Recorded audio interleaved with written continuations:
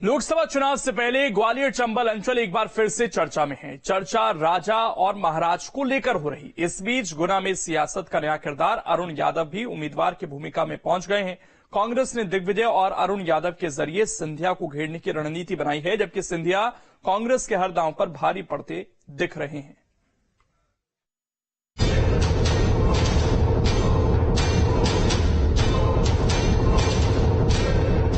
चौबीस के रण में एक बार फिर से चर्चा ग्वालियर चंबल अंचल की हो रही है।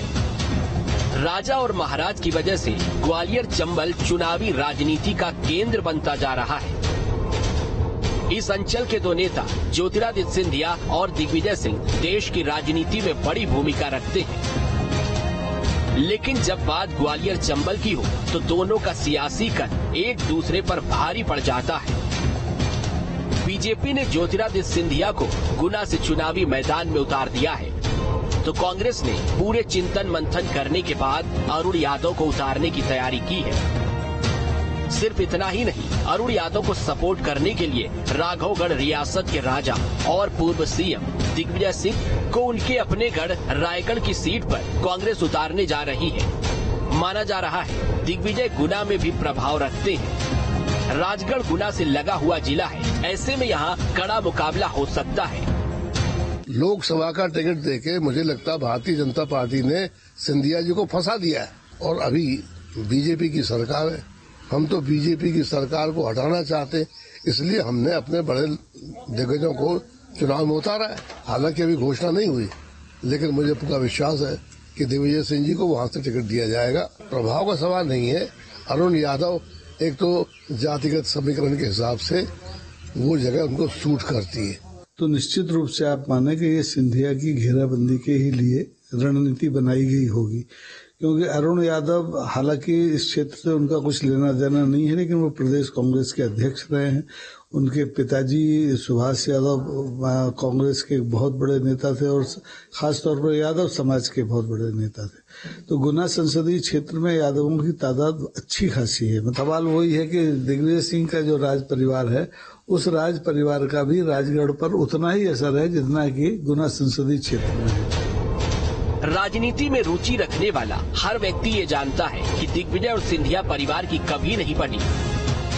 माधवराव सिंधिया से लेकर ज्योतिरादित्य सिंधिया भले ही कांग्रेस में रहे हो, लेकिन दिग्विजय और वे अक्सर एक दूसरे को पटकनी देने के अवसर तलाशते रहे। सियासत की इस जंग में कभी दिग्विजय भारी पड़े तो कभी ज्योतिरादित्य सिंधिया।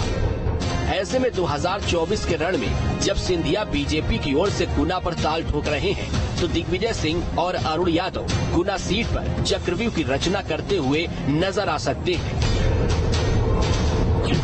गुना संसदीय सीट से लगे राजगढ़ लोकसभा में दिग्विजय से बड़ा कांग्रेस के पास कोई चेहरा नहीं है। उनके पास क्षत्रिय समाज के अलावा सोंधिया समाज का बड़ा वोट बैंक है। गुना सांसद केपी यादव का टिकट कट गया है, तो यादव समाज में नाराजगी बढ़ गई है। अरुण यादव सुभाष यादव के बेटे हैं। सुभाष यादव समाज के बड़े नेता रहे हैं। ऐसे में पूर्व केंद्रीय मंत्री और प्रदेश कांग्रेस अध्यक्ष रह चुके अरुण यादव को गुना सीट पर चुनाव लड़ाकर कांग्रेस यादवों का वोट हासिल कर सकती है। कांग्रेस की ओर से दिग्विजय सिंह राजगढ़ से चुनाव मैदान में होंगे, तो गुना संसदीय सीट पर भी उनका प्रभाव रहेगा। क्षत्रिय वोट को एकजुट करके दिग्विजय सिंह अरुण यादव को बड़ी मदद कर सकते हैं, लेकिन ज्योतिरादित्य सिंधिया कांग्रेस की हर रणनीति पर कई बार भारी पड़ जाते हैं। सिंधिया ने यादव समाज के बड़े नेताओं को अपने साथ ले लिया है। कोलारस से महेंद्र सिंह यादव को टिकट दिलवाया है। कांग्रेस के नेता रहे बैजनाथ यादव को 40 सरपंचों के साथ बीजेपी में शामिल करवाया है।